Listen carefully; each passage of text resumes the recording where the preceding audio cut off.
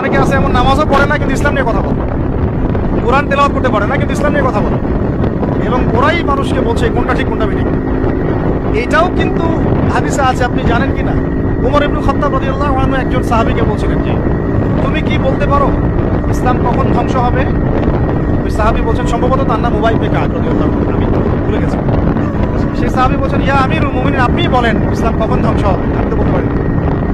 তখন তিনি বলছেন, যখন যখন তিনটা বিষয় দেখবে তখন বুঝে নিবে ইসলাম ধ্বংস হয়ে যাবে। এক নাম্বার, যখন দল্লাতুল আলেম, যখন দেখবে আলেমের পদস্খলন করছে কিনা। এক নাম্বার কি? দল্লাতুল আলেম, আলেমের পদস্খলন করছে।